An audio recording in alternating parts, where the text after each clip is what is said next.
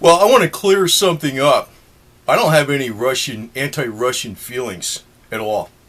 And first, I'm going to clear something up about my Russian uncle.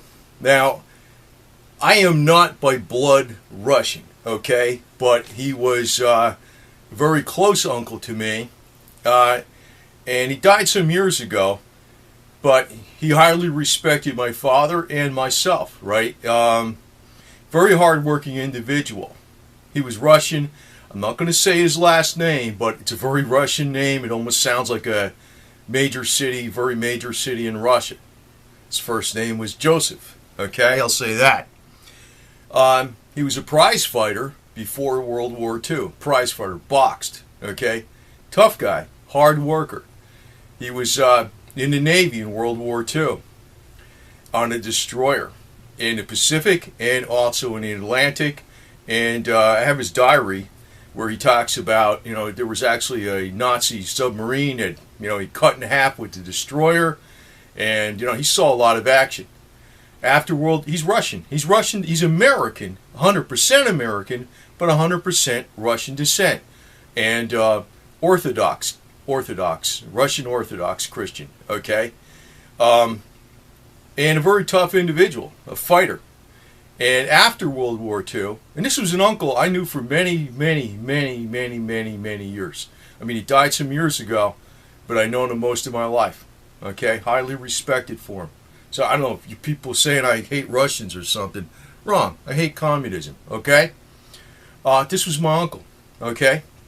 And after World War II, he worked for, I'm not going to say exactly where it was, but it was a defense plant. And he was an expert machinist and welder. He was very, very good at both those things. Hands-on, but extremely smart hands-on. A welder and a machinist. And I actually have his gold watch for all the years of service. He worked in this place for over 30 years. And it was with the Defense Department after a good career in World War II on a destroyer, seeing lots of action. So he's Russian. He's 100% Russian descent. My niece is half Russian. Her father, my sister, actually he died in an automobile accident, but she is half Russian. He's her niece, her aunts, and her great aunts are all Russian. They're all Russian, Orthodox Christian Russian. She's half Russian. Okay. The Italian neighborhood where my family grew up a long time ago, my grandfather was in there, that was a Russian neighborhood. All of it was Russian. And everybody got along fine. Okay? So, as far as this crap where I'm starting to hear like, oh, I'm anti-Russian, hell no. Hell no. But I see something. When I say that Major Anatoly Golitsyn, who defected, KGB Major Anatoly Golitsyn, who I consider a true American hero, he's a USA citizen, okay? He may not reside in this country all the time. I think he's in the UK most of the time. His whereabouts are unknown because they would kill this guy because he tells the truth. He doesn't get big bucks like some of these alternative media people scaring the crap out of people. He's been accurate, though. When he wrote New Lies for Old, and I went over this many times, it was actually published in 1984. It was a collection of CIA memoranda to the CIA. It was published in 1984, but the most recent memoranda that was in it was 1980, and it was all from the 70s, and the last ones were from 1980. He talked about what was going to happen later on, the dissolution of the Soviet Union, the fall of Berlin, the Berlin Wall, the reunification of Germany, Glasnost, solidarity in Poland, perestroika. He talked about all this years ahead of time. And you know what I see is since they're actually kind of playing Putin with kid gloves in our major media, they want you to run that way. Because what they want to do after the collapse, and when he's been saying this, and I've been saying this, it takes a million years for this shit to happen. So don't hold your breath and worry about it too much. Take minute actions, you know what I'm saying? But what's going to happen long range is the financial collapse of the West, and you're going to see a modified type of communism introduced with a human face. And the majority of idiots are going to go for it, and that's been the plan all along. So, I don't know what the hell to tell people, man. I knew about this for fucking, excuse me, I knew about it for decades and decades and decades. It's like, well, not that many decades, but I knew about it for many years and decades. And it's like, Gallitzin's been right. He's been right. But people want to listen to hype. Hype. You know who the popular hype is out there? The big bucks. Gallitzin can't go around, and he never could go around, to all these colleges and talk and get paid, $100,000 by the CFR to make a speech. Because the guys that were former KGB that get all the money like that, they're the fakes. Okay? They're the fakes. So I just want to point out, this is really about my Russian uncle. He's American, though. I mean, he's American. He's 100% USA. He fought in World War II. 100% Russian descent. Orthodox Christian. Okay? And my mom's best friend, Russian descent. Same thing. Same thing. Because they grew up in a neighborhood that was Russian descent. And it was Italian family that grew up in that neighborhood.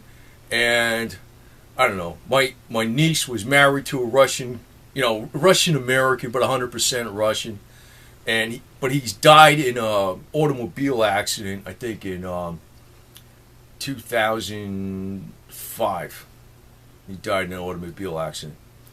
But my niece is half Russian. So am I against Russians? No, that's ridiculous.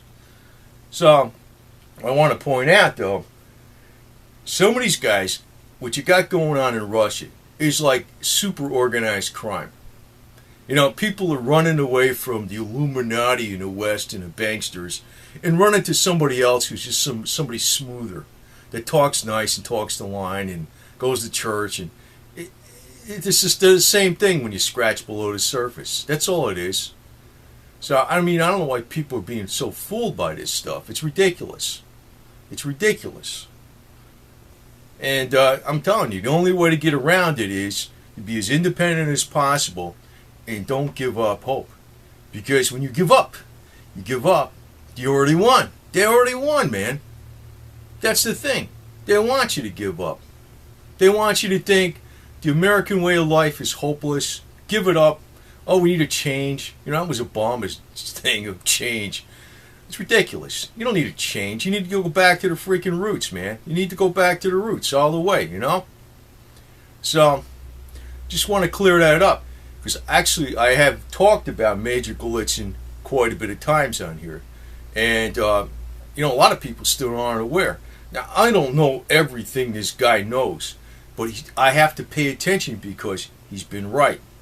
And, my instinct, my smell tells me what's going on right now is like, it's almost like our elite they're creating the dissent and unhappiness that's happening in America, just the way they created the dissent and unhappiness that happened during the Vietnam War. They were behind the Vietnam War, but then they were behind the dissent in the Vietnam War because the old Hegelian concept is conflict produces change. Actually, when somebody says that about change, and that was an Obama, whatever you call it, Clinton for change. Actually, Clinton, boy, I know they hate each other. I think Clinton hates Obama, whatever the hell it is. I heard, but they both went under that phrase: Clinton for change, Obama change. You don't want change. You want to go stay with the Bill of Rights. There's nothing wrong with that. There's nothing wrong with that. And if they're taxing you too much, well, it's almost like you're going to have to say, I did you a favor, you did me a favor, and exchange goods that way. I don't know. I mean, that's probably the only way you're going to have to do it. Because, it's getting, but, Russia is very totalitarian. Very totalitarian. And I don't think any Americans appreciate what's going on over there because, even if you look at how many internet users there are in the world, there's a whole hell of a lot of them in the United States. There's even a lot of them in China. There's a lot of them in Europe, definitely like in Germany and stuff.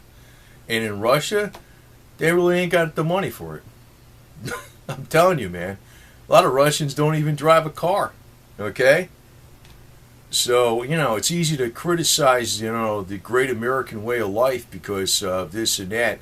But just watch out, because they're playing a game. They're playing a game, and it's likely very much in coordination with the Western elite. Western elite ain't stupid. So I just want to clear up. I don't have nothing against Russians, man. Not at all. Not at all. It's the leadership that's the scam. And I wish Medvedev was in power, not Putin. You see, some people say he's a Western pawn. He's not a Western pawn. He doesn't even speak English, for crying out loud. He's not a Western pawn. He's a Russian. He's 100% Russian. But I think that guy would be 100% way more on the side of civil rights and individual rights for Russians in that country than Putin ever would be. It's like you got a smooth guy there on the top, man. You don't realize it. You just watch out, because he ain't what his image is. No way in hell. No way in hell. And like I said, I have the greatest respect for a lot of Russians, because there was people in my family who were very much Russian. My uncle, for instance, my mom's best friend, my sister's husband, who died in an automobile accident. And actually, that guy, he highly, highly respected my father. Greatly, greatly so. Because, he knew who he was about. A stand-up guy, and very honest. So, just want to drive that point home. I don't have nothing against Russians. That's the reason I'm saying I'm warning about Putin. Because the Russians are getting screwed over, and I don't want the Americans getting led into that trap too. It's that simple.